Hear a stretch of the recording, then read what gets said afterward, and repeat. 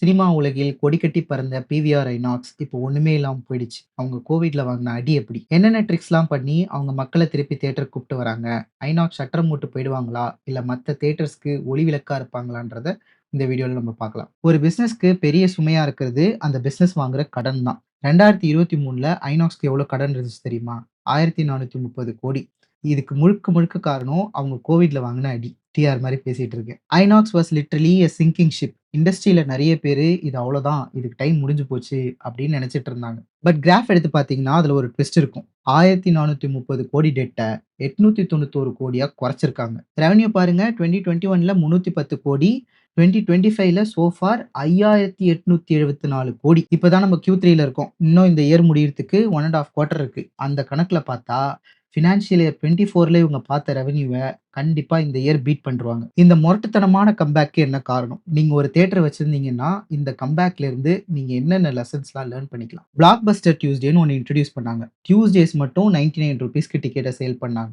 All of a sudden college students bunk பண்ணிட்டு வந்து டியூஸ்டேஸ்ல movie பார்த்தாங்க. ஃபேமிலி ஆடியன்ஸும் அப்படிதான். டியூஸ்டேஸ பிரிஃபர் பண்ணாங்க. அது மட்டும் இல்லாம specifically on Tuesdays food and beverages காஸ்ட்டையும் ரெடியூஸ் பண்ணாங்க. அன்லிமிட்டட் பாப்கார்ன்ஸ், பெப்சிய ₹50 குடுக்குறது, ஃப்ரீ ரீஃபில், வெரைட்டி சமோசாஸ் இதெல்லாம் நல்ல ரெவென்யூ ஜெனரேட் பண்ணியிருக்கு. லைன்ல வேற நிக்கணுமா அப்படின்னு யோசிக்கிறவங்களுக்குலாம் quick bite kiosk machine install பண்ணி அத வெகுவா யூஸ் பண்ண வச்சிருக்காங்க. கொஞ்சம் மாசத்துலயே இந்த ஸ்ட்ராட்டஜிஸ்லாம் அடிஷனல் 7.1 மில்லியன் வியூஸ ஜெனரேட் பண்ணியிருக்கு. இது ரிஸ்க் ஆச்சே. பிரைஸ டவுன் பண்றது ரைட் ஸ்ட்ராட்டஜி கிடையாது. இத பத்தி பிவிஆர் தரப்புல என்ன சொல்றாங்கன்னா, premium formats like IMAX, 4DX, ICE, director's cut, Lux, Insignia இதெல்லாம் இந்த 99 பேக்கேஜ்ல இன்க்ளூட் ஆகாது. People who choose experience over price always choose this kind of formats. இது இல்லாம நெறைய ரிலீஸ் பண்ணியிருக்காங்க.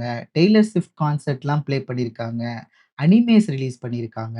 டீமன் ஸ்லேயர் மட்டும் இந்தியால 80 க்ரோர்ஸ் பார்த்திருக்கு. சேல்ஸ் ஃபோர்ஸ் கூட பார்ட்னர் பண்ணி மக்களோட டேஸ்ட்க்கு தகுந்த மாரி மூவி ரெக்கமெண்டேஷன்ஸ் அனுப்பிச்சிருக்காங்க. லாஸ்ட் பட் நாட் லீஸ்ட் அட்வர்டைஸ்மென்ட்டுமே நல்லா கை குடுத்திருக்கு. இந்த வருஷம் Q1ல ஆட்ஸ்ல இருந்து மட்டும் 110 கோடி பார்த்திருக்காங்க. கோவிட்க்கு அப்பத்துல இருந்து this is one of the best quarters for PVR INOX. So அதல பாதாளத்துல இருந்து எந்திச்சு வந்துட்டு இருக்காங்க. ரெஸ்ட் ஆஃப் த இயர் அவங்க பிளான்ஸுமே சூப்பரா இருக்கு. மேலும் வளரணும்.